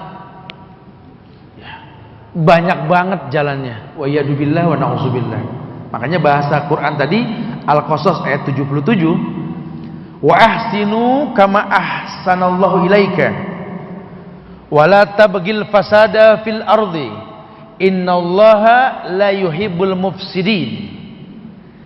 Pokoknya secara umum Allah tidak suka sama orang yang membuat kerusakan. Maka semua yang menyebabkan kerusakan itu haram. Sampai sekedar rum dalam sebuah makanan. Ma'aksaru kasiruhu faqaliluhu haram. Yang banyaknya bikin mabok, sedikitnya haram. Ya. Jadi ini indahnya Islam nih. Kita baru bicara faedah yang pertama tuh, manfaat akhlak yang pertama.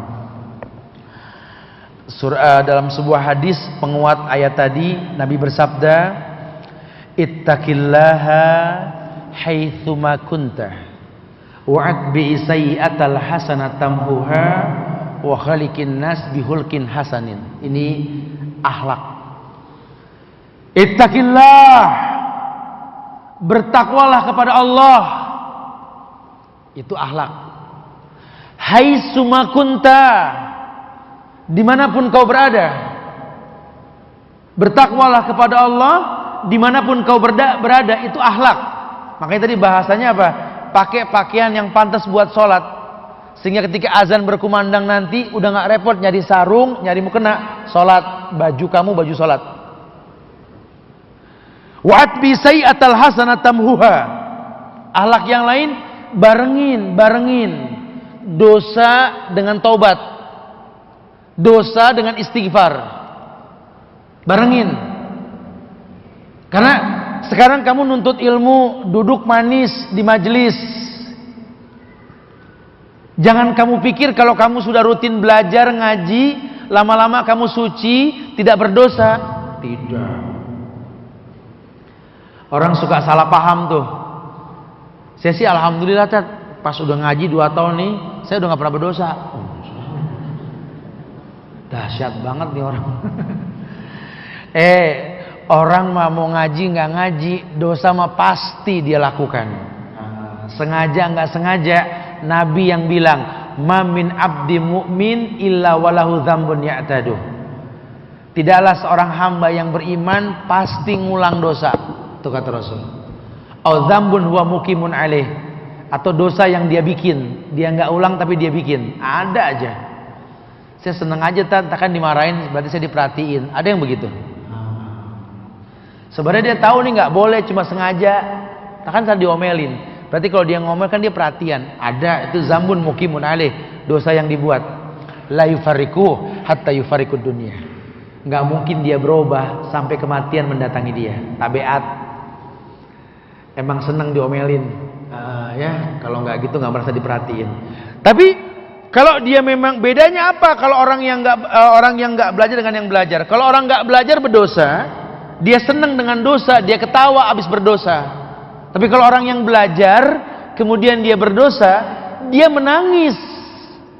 Dia bertobat setelah dia berdosa. Bedanya itu. Dulu kita sama orang tua nggak ada akurnya, kabur dari rumah.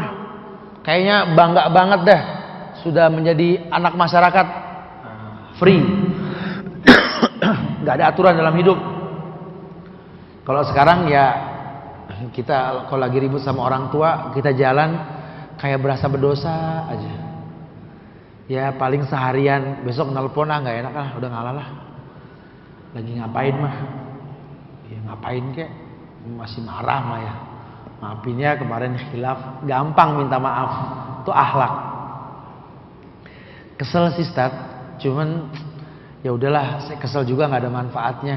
Mendingan saya berpikir manfaat saya buat dia apalah.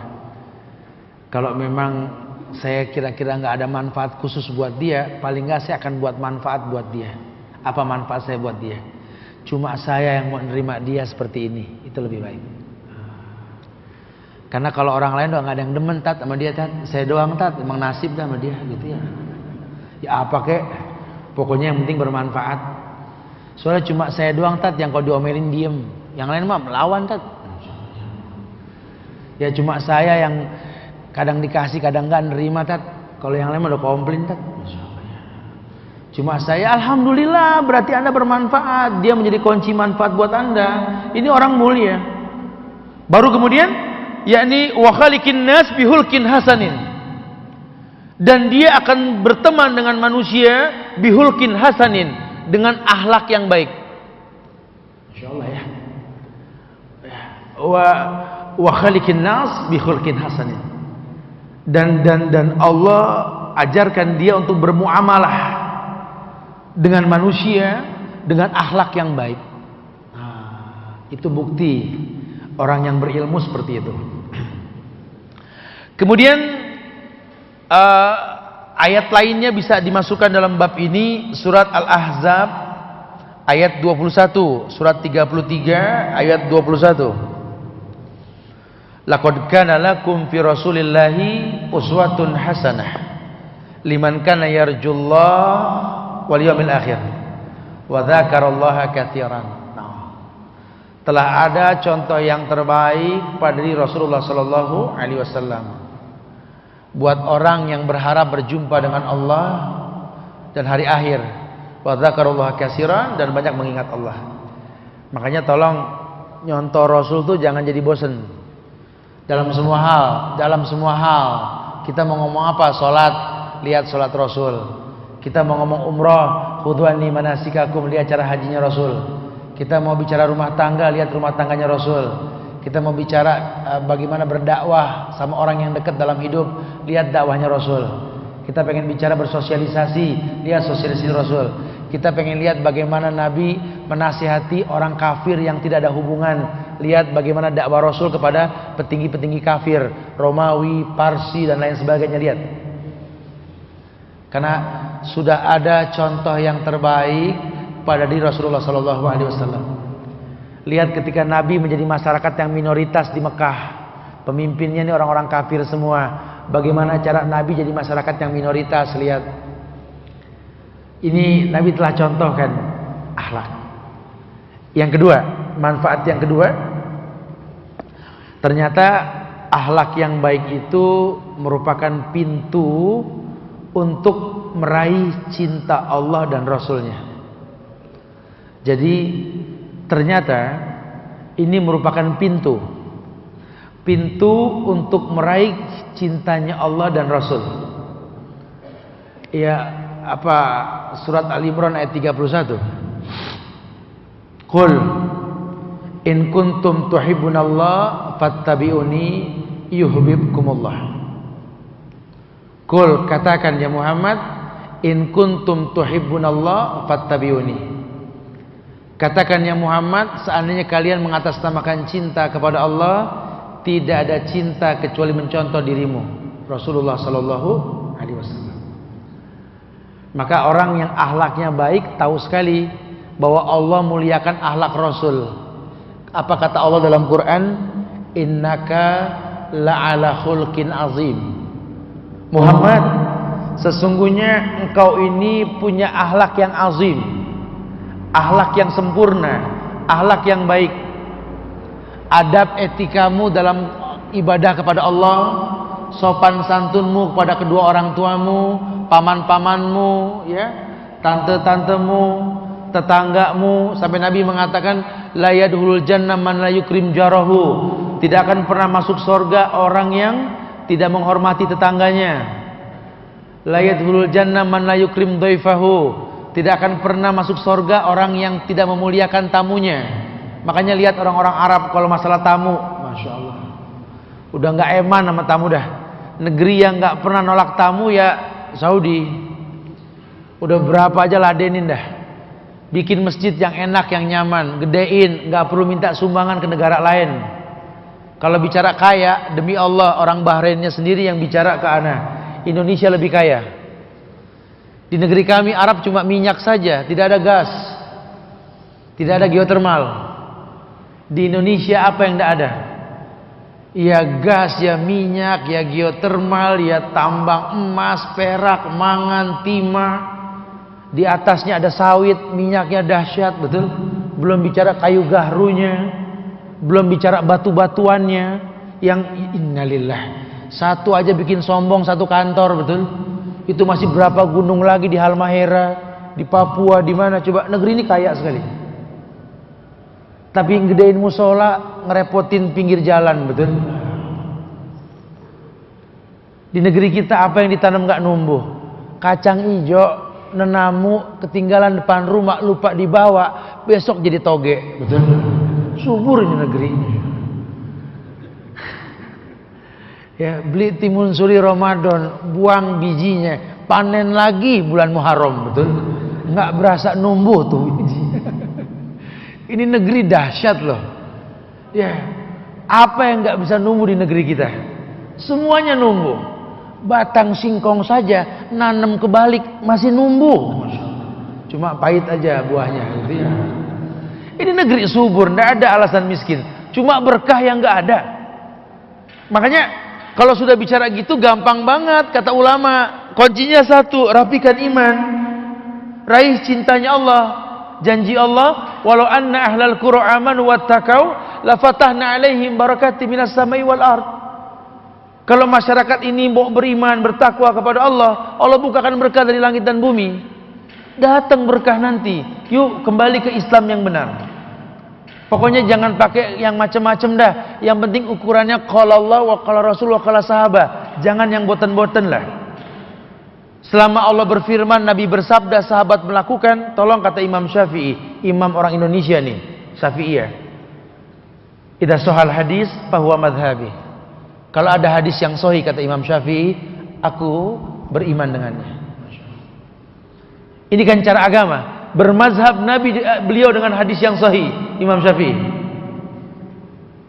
Maka kita mau belajar dari siapa kalau nggak dari mereka? Mulailah kita belajar sampai kita tahu ya. Oke lah. Kalau bicara negeri, kota, desa terlalu gede lah. Rumah tangga aja dulu dah. Bagaimana Allah turunkan berkah pada rumah tangga kita? Rumah kita tidak besar, tidak bagus, tapi berkah. Tidur cepat, bangun cepat, Masya Allah ya. Kan kalau udah mulai nggak berkah, tidur susah, bangun lelet. Tuh, udah mulai nggak berkah dah. Kalau udah mulai sering ribut suami istri, biasanya masalah bangun paginya berantakan dah. Orang kalau udah pagi susah melek, siap-siap ribut dari rumah tangga. Orang kalau udah mulai anak gak bisa hidup di pagi hari, siap-siap kurang ajar sama orang tua. Biasain bangun pagi, jadikan sebuah tradisi bangun pagi. Tegakkan malam untuk istirahat, sunnah tuh.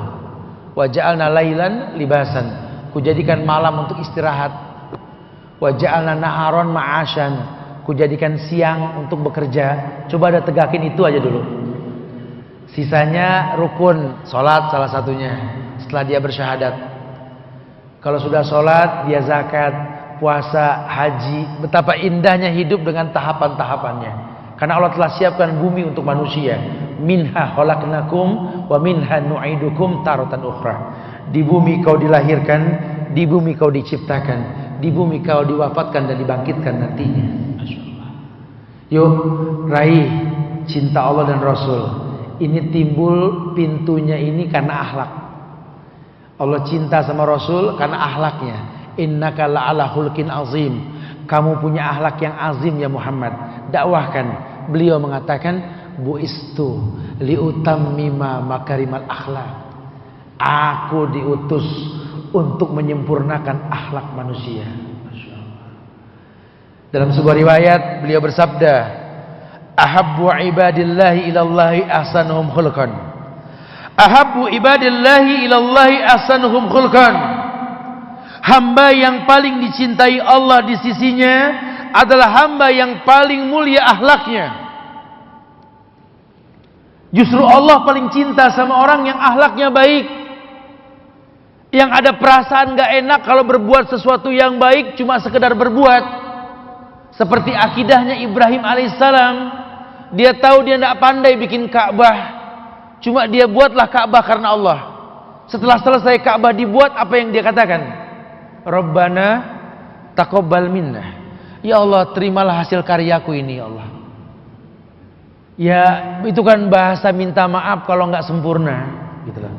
Sama dengan kita nih menuntut ilmu sekarang, macam-macam lah cara nangkep kita. Cuma hamba sudah berusaha ya Allah. Kalau paham nggak mungkin langsung dah. Tapi ya Allah, taqabbal minna, terimalah yang kuperbuat hari ini. Kita kerja gitu, mungkin hasilnya nggak maksimal, cuma ya Allah, ini yang bisa kuperbuat. Inilah kemaksimalanku hari ini ya Allah. Rabbana taqabbal minna. Anak-anak tidur, kita nengokin tuh anak-anak tidur. Doa ya Allah, taqabbal minna, terimalah yang kuperbuat hari ini. Cuma ini bisa kuperbuat menjaga mereka, mencukupi nafkah mereka. Lebihnya hamba gak mampu ya Allah. Jaga mereka dari mata yang jahat, dari binatang yang berbisa. Lindungi mereka. Tiap malam nengokin anak tidur. U'izzukuma bikalimatillahi tammati min kulli syaitanir rajim wa min hammatin wa min ainin lama. Karena saya gak bisa menjaga ini anak dari ular berbisa, kalajengking, godaan setan, mata yang jahat. Saya gak bisa ya Allah. Tugasmulah menjaganya ya Allah. Ya, ini orang yang berilmu nih, akhlaknya bagus, mentok, la haula wala quwata illa billah. Jadi kalau mentok bukan dukun yang bertindak, tawakal. Ini enggak, kalau mentok dukun yang bertindak. Udah enggak bisa, Tat. Kita udah usaha tinggal syariatnya doang. Syariat diterjemahkan nanya ke orang pinter. Ya setan yang bisikin. Kalau kita udah usaha mentok tidak bisa maksimal, katakan la haula wala quwata illa billah. Hasbunallah wa ni'mal wakil wa 'alallahi tawakkalna. Rawahul Bukhari. Atau hasbunallah wa ni'mal wakil, ni'mal maula wa ni'man nasir, ayat.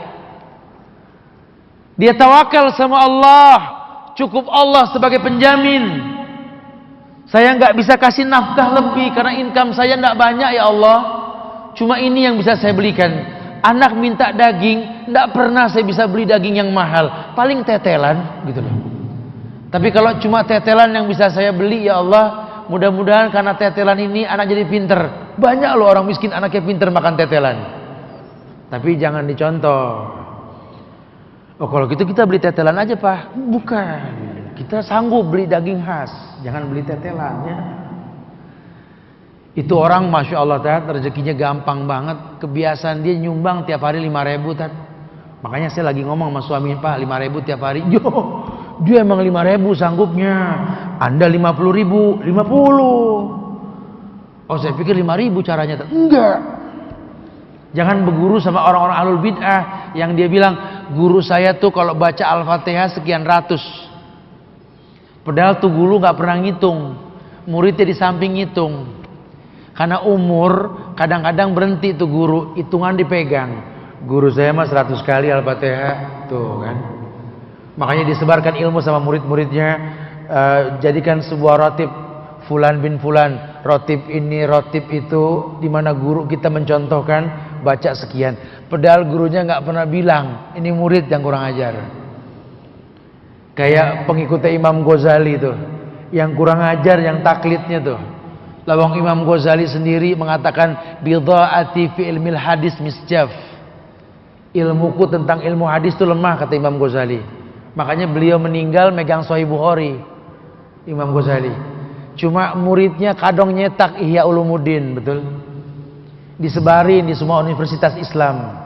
Setelah ahlinya mengecek, ternyata dari 1013 hadis di kitab Ihya Ulumuddin, 996-nya dhaif. Kebayang gak tuh? Jadi wajar kalau jebolan Ihya Ulumuddin benci sama sunnah, walaupun ketua sebuah partai Islam, kelompok Islam, organisasi Islam gitu. Jadi kita nggak bisa salahkan juga lawang belajarnya salah. Mau bilang apa?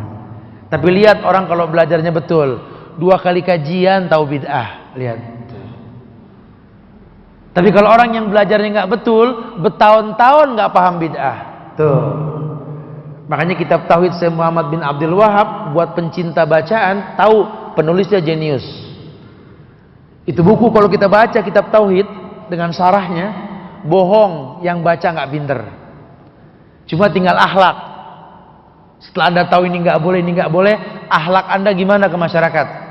Jangan main cutting, potong kompas saja. Akhirnya timbulnya permusuhan. Itu yang sering terjadi. Kalau kita nggak belajar sama guru, jadi khawarij.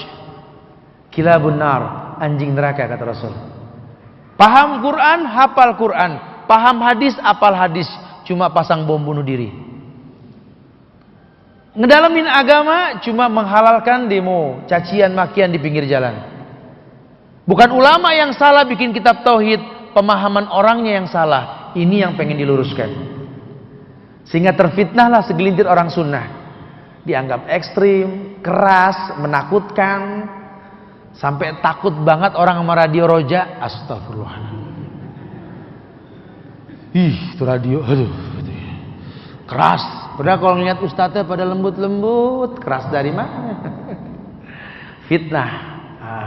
Sampai ada usaha merusak itu radio, bikin channel yang dempet, betul kan? Sama-sama depannya R, cuma itu ro, ini ra, gitu doang ya. Ini kan muskilah. Padahal kalau boleh jujur, kita open house dah. Pemerintah diuntungkan banget sama sunnah loh. Dengan dakwah sunnah masyarakat tahu bahwa demo itu haram, betul?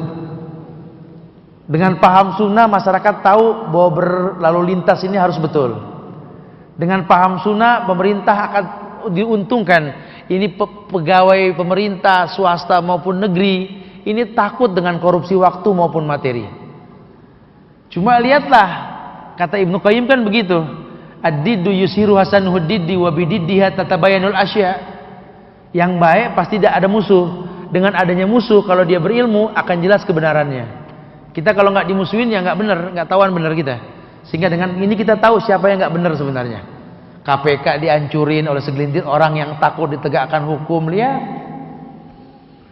Orang makin berilmu makin dipepet, disempitkan dakwahnya. Lihat, sebenarnya yang salah siapa? Masyarakat akan terbuka. Kita berharap yang akan datang memilih dengan cara yang benar. Ilmu yang dikedepankan, bukan janji-janji indah dari mulut orang yang nggak jelas agamanya. Janji indah itu cukup di Quran dan Sunnah dan syarahnya para ulama. Kalau ada yang menjanjikan indah, lihat siapa. Kalau dia bukan ulama, maaf. Sahabat yang bilang semua omongan orang bisa ditinggalkan kecuali omongan pemilik kubur ini. Siapa? Rasulullah Sallallahu Alaihi Wasallam. Jadi jangan kemakan janji. Itu akhlak. Orang ngasih masukan, alhamdulillah, terima walaupun telinga ini nggak enak mendengarnya. Tapi itu sebuah kebaikan. Dan yakin bahwa makana lil mu'minin wal mu'minatin idza qadallahu wa rasuluhu amran ayakuna lahumul khiyaratu min amrihim. Allah tutup kemungkinan buat orang beriman kalau hukum di Quran, di hadis dan pemahaman para sahabat belajar sami'na wa ata'na. Walaupun mungkin berat terasa, cuma ujungnya ahla minal asal, lebih manis daripada madu. Ya, Sama seperti orang yang merasakan panasnya terik matahari di musim panas. Lelah bercocok tanam, tapi ketika metik buah di musim panas, tanya tukang buah dah. Ini buah di musim panas nyaris mahal harganya. Kenapa? Rasanya maksimal. Orang kalau musim panas beli mangga bohong kalau nggak manis. Beli semangka kalau nggak masir, itu rasa semangka kayak telur asin dari Brebes, masir. Dimakannya itu ya. Coba ibu kalau nggak percaya, bapak beli dah kalau saya ini bohong gitu ya. Karena saya juga petani di Bogor. Itu kalau musim panas dahsyat sekali. Itu buah nyaris manis semuanya. Masya Allah. Ya kenapa? Wa man lazzatu illa ba'da tabi. Hukum umumnya tidak ada kenikmatan kecuali merasakan lelah. Lihat getar ucapan seorang ibu yang ditengokin sama anak yang dari kecil bikin pusing pala dia. Ya Allah Ustaz, kalau ingat nih anak yang pertama Ustaz, ya Allah, ujian Ustaz. Dari hamil Ustaz, Masya Allah. Sampai ngelahirin, ngegedein Ustaz, ya Allah, Masya Allah, ujian dah. Tapi alhamdulillah sekarang dia jadi yang terbaik Ustaz. Lagi cerita gitu dia datang, ya Allah, alhamdulillah. Tuh. Kenapa Bu? Susah untuk bicara, susah. Ketemu sama yang lain saya biasa, tapi kalau ketemu sama dia tuh ya Allah. Asyufuka fi wajhikal jannah ya habibi. Masya Allah. Bagaimana aku bisa merangkai kalimat sementara acap kali melihat wajahmu, kulihat sorga di matamu. Orang Arab kalau udah bersair udah kelepek-kelepek dah orang. Subhanallah. Anaknya ngebales lagi, kaifa unsiki ya ummi, ismuki majru ala dammi. Bagaimana aku bisa menghilangkan cahaya indah wajahmu wahai ibu, namamu mengalir di darahku. Udah gayung bersambut dah kalau udah begitu dah. Yang lain ngiri dah pokoknya dah ya. Mantu juga bisa ngiri kalau udah begitu dah. Ini orang. Ya, bobot pemahaman. Kalau dia berilmu dia tahu sekali. Seperti kita bicara sama orang pedalaman hutan yang menjaga hutan mereka dari hal-hal sentuhan orang-orang kota yang merusak alam. Bahasa mereka mudah sekali di Baduy, di Papua, di Kalimantan, di mana bahasa mereka mudah. Mungkin kita minoritas, sedikit yang seperti kita. Cuma mudah-mudahan yang sedikit ini bisa mempertahankan bumi pertiwi ini. Ya, mereka bisa itu meledakkan gunung untuk mengambil emas, mereka bisa. Cuma kan 7 turunan ke depan ini kan masih butuh emas. Mendingan kami mengambil secara manual lah. Biar ada kesinambungan kehidupan yang akan datang. Dahsyat. Lahan mereka dibeli sekian ribu hektar. Mereka hanya kasih syarat satu, tolong jangan semua ditanam sawit. Karena siklus kehidupan nggak berjalan 10 meter diameter ini pohon. Cacing tidak hidup, nanti tikus tidak ada, babi tidak ada, ular tidak ada. Kalau mereka sudah tidak suka di sini, mereka lari ke desa. Kita yang berbahaya, yang dirugikan. Berpikirnya panjang. Kadang-kadang kita bolehlah dekat sama mereka untuk tahu asli tabiat orang pedalaman. Itu yang Nabi sukai dari orang-orang Baduy. Karena dari mereka kita tahu sebuah arti kehidupan, menghargai alam yang memang Allah telah fasilitasi untuknya. Wallahu musta'an. Kemudian yang ketiga, yakni faedah akhlak yang mulia. Sebenarnya banyak ini faedah, banyak, cuma kita poinkan beberapa aja. Yang pertama, yang ketiga, sarana untuk menghapus dosa. Ternyata akhlak yang baik itu merupakan sarana untuk menghapus dosa.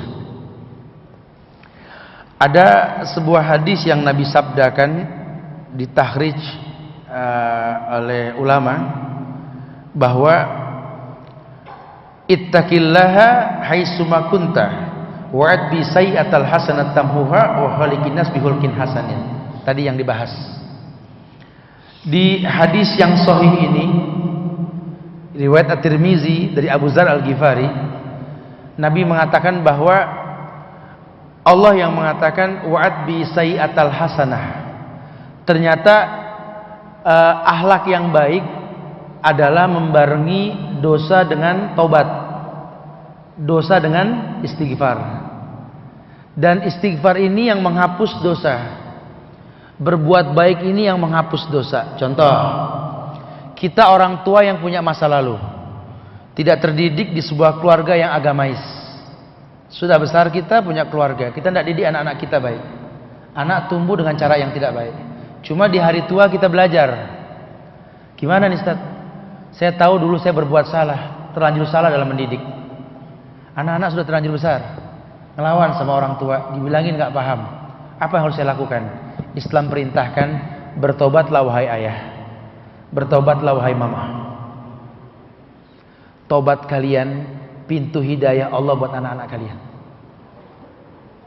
Kita mohon ampun ya Allah, hamba telah berbuat salah, hamba tak memahami kemuliaan. Laulaka man siwaka arju. Ini kan doanya Abu Nawas kan. Wa dzambi mislu a'dadir rimal.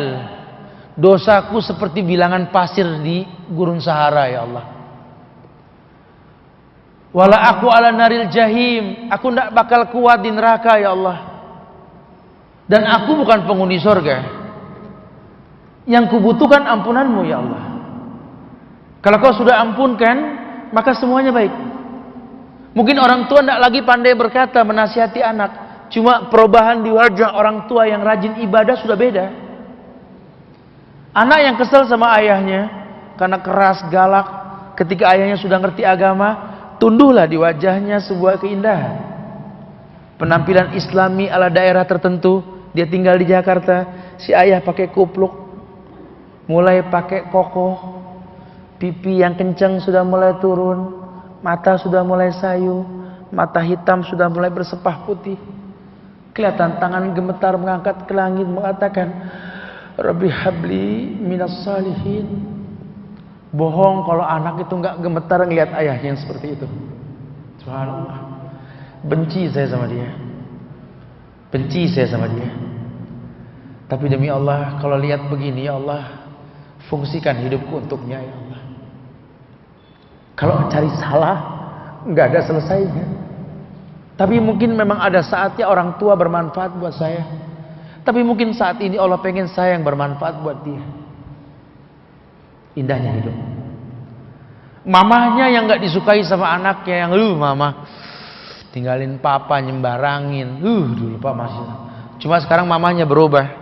Sudah pakai busana muslimah. Di rumah selesai sholat duha, anak mau berangkat ke kantor, lihat mamahnya yang dia kesel. Ini hati robot kalau nggak jatuh cinta ngeliat ibu yang seperti itu. Ingat dulu mah kesel banget, Ustaz. Ingat. Cuma kalau ngeliat kayak begini ya Allah, ini Allah kasih pemandangan kayak gini nggak main-main ini. Kita dulu ngucap salam boro-boro disautin. Kalau sekarang assalamualaikum, waalaikumsalam ya Allah. Ambil datangan dah. Rasakan wangi kulit orang tua kita ini, rasakan. Karena kesempatan dia berbuat baik tipis sekali, betul? Mumpung dia pakai mukena, cium tangannya, peluk dia. Mana kita tahu besok kita balik ke situ lagi, dia pakai kain kafan yang putih. Mana kita tahu, betul? Masih bisa berbuat baik, fastabiqul khairat. Ini akhlak. Tobat orang tua, pintu hidayah buat anak-anaknya. Maka buat kita yang 40 sudah mulai kesana merambak jadi orang tua, mulailah banyak baca doa 40. Auzi'ni an ashkura ni'mataka allati an'amta alayya wa ala walidayya wa na'mala salihan tardahu wa aslih li fi dzurriyyati inni tubtu ilaik. Minta ampun kita sama Allah. Ya Allah, ajarkan aku bersyukur ya Allah. Bersyukur atas nikmat yang kau berikan padaku ya Allah. Sebenarnya hamba tidak layak dapat kemuliaan, tapi kau dekatkan hamba dengan kemuliaan. Hidup tidak pernah miskin, anak tumbuh sehat, bahkan anak yang tidak dididik agama sering ke majelis ilmu ya Allah. Cucu dididik agama ya Allah. Nikmatmu mana yang mesti kudustakan ya Allah. Dia coba flashback ke masa lalunya, dia memohon maaf. Maka anak yang baik tahu memang orang tuanya cuma terlambat berbuat baik, seperti tangis yang dilakukan oleh Abu Bakar ketika melihat ayahnya masuk Islam. Abu Quhafah, ya, Abu Quhafah itu masuk Islam setelah Futuh Mekah. Umurnya tua sekali. Bahkan dikatakan janggutnya putih seperti awan. Sehingga turun syariat, Nabi perintahkan Abu Quhafah mewarnai janggutnya. Itu karena Abu Quhafah. Kenapa? Lihiyatuhu misfus suhub. Kata Nabi, jenggotnya itu kayak awan, putih, tua. Wa fil hikayah, lamma wada'a yada Abi Bakrin ala yadi Rasulillah sallallahu alaihi wasallam. Hikayat mengatakan ketika tangan keriput milik Abu Quhafah di atas tangan gagahnya Rasul. Ya, Rasul sudah 60, udah mau 60 umurnya. Ini yang gelendotan di tangannya umur 80-an lebih, mau 100. Abu Quhafah ini. Anaknya nangis, Abu Bakar. Rasul kan bingung. Tanya, "Ma bakaita ya Abi Bakar? Apa yang membuat engkau menangis?" Apa kata Abu Bakar? "Wallahi ya Rasulullah, wallahi. Lau anna hadal yad yada ammik lakana khairan minhu." Lembut banget hati Abu Bakar ini. Dia tahu hati Rasul. Bahagia dan sedih. Bahagia orang masuk Islam, cuma sedih.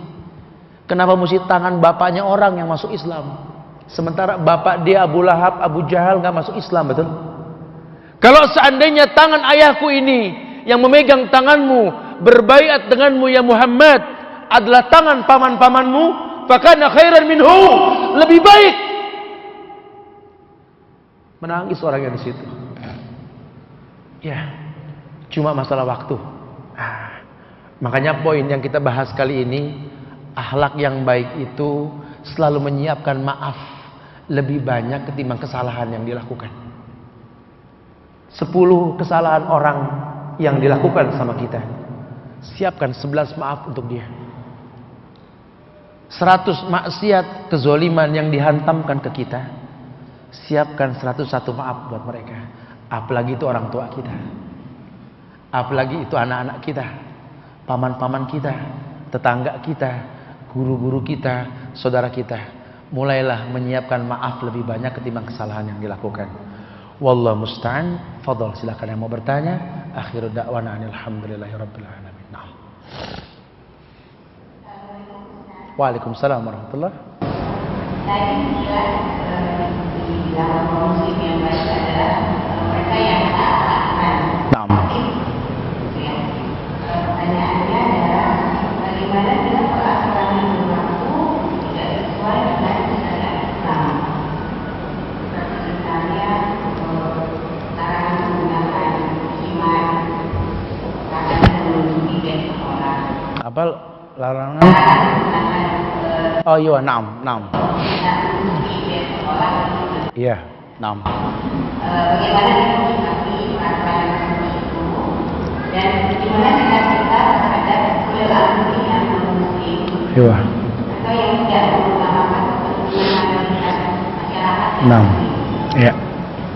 Tapi bagus pertanyaannya. Bagaimana kalau seandainya hukum yang harus kita taati dari pemerintah ini malah melanggar aturan Islam? Ada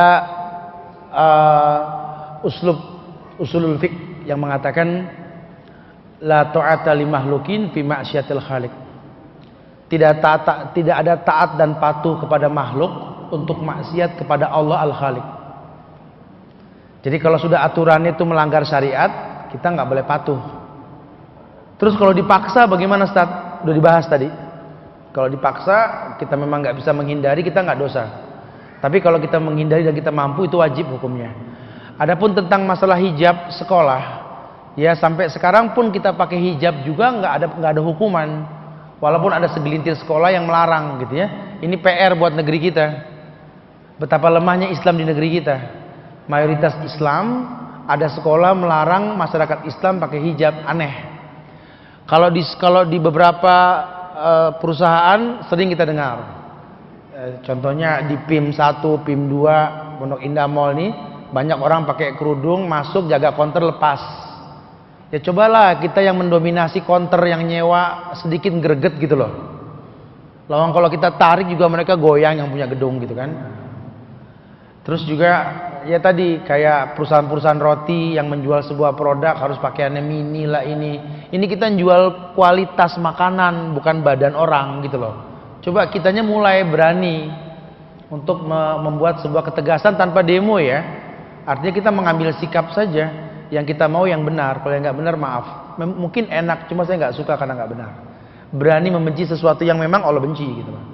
Nah, jadi tanpa ada frontalisme ketika kita mesti berdemo, mencaci, nggak perlu seperti itu. Nah, wallahu alam. Tadi yang kedua apa? Sudah? Oke. Silakan yang lain ada lagi? Fadhal. Fadhal. Nah, silakan satu lagi, masih ada waktu karena sekarang zuhur jam 12 kurang 20 ya, kurang 15. Ini masih ada waktu harus ke Bintaro, silakan. Sekarang aku mau bertanya. Ya. Ada sebuah perusahaan sebenarnya di mana dia menjalani secara Islami dan karyawannya juga memakai busana muslim dan yang perempuan muslimah apa dari busana muslimah. Namun ketika sedang tidak bekerja, yang wanita ini tidak memakai busana muslimah. Jadi bagaimana itu ya Ustaznya? Karyawan itu memakai pakaian muslim itu hanya karena kerja. Ayo, naam. Ya, ini salah satu program yang baik dari sebuah perusahaan sebenarnya. Memberikan sebuah aturan standarisasi pakaian muslimah untuk kerja. Bagus. Bicara nanti di luar dia tidak begitu ya, itu kembali ke dianya. Ini wallahu alam, mungkin memang hidayah belum menyentuh dia. Ya, dia masih masuk kalau dia sudah paham, dia sengaja munafik. Tapi kalau memang dia belum paham tentang hikmah pakai hijab, ya itu sudah bicara hidayah ya. Sama apa sih ya, kayak nggak usah begitu. Di negeri Arab aja banyak orang-orang Arab yang pakai hijab. Sampai ke airport Indonesia buka mereka semua, betul? Ya, apa yang mereka lakukan di negeri mereka baik. Di luar dari itu ya tanggung jawab dia sama Allah. Cuma paling tidak berhasil ketimbang dibalik. Dari rumah pakai hijab sampai perusahaan dia kebuka. Ya justru perusahaan yang baik itu mengetahui bahwa bukan hanya mencari uang, mencari keuntungan, cuma memberikan manfaat mereka buat pekerja mereka. Ada aturan-aturan yang seperti itu. Nah, karena ya kalau pemimpinnya sudah baik agamanya, mereka tahu sekali. Matanya terhalang dinding, tidak tahu anak buahnya sedang apa di lapangan kan? Tapi kalau anak buahnya sudah paham Allah, dia nggak terlalu khawatir. Dia cuma menginstruksikan saja, ya. Tolong buat anggota saya kalau azan berkumandang, sholat. Kalaupun ada wajib jaga, bukan berarti tidak sholat. Ada aplus, ada gantian sesaat untuk urusan sholat. Karena mulia kalian tergantung sholat. Dahsyat. Ya. Apalagi berkaitan dengan sholat yang ditekankan mengenai asar tuh. Kan nyaris semua perusahaan tuh asar tuh pasti molor. Karena asar jam 3 kurang seperempat sekarang, betul? Sementara pulang kantor itu jam 4, jam 5 sudah molor kan? Nah, kalau itu diperhatikan, dia tidak akan pernah punya pegawai munafik. Karena asar isya itu sholat yang berat buat orang munafik. Ya. Wallahu a'lam. Insyaallah manfaat yang disampaikan ya. Minta maaf kalau ada kekurangan, kesempurnaan hanya milik Allah. Mudah-mudahan ini bermanfaat buat saya pribadi dan buat antuna sekalian. Ya, kita tutup dengan kafaratul majlis. Subhanallah walhamdulillah, syukur la ilaha illa anta astaghfiruka wa atubu ilaik. Assalamualaikum warahmatullahi wabarakatuh.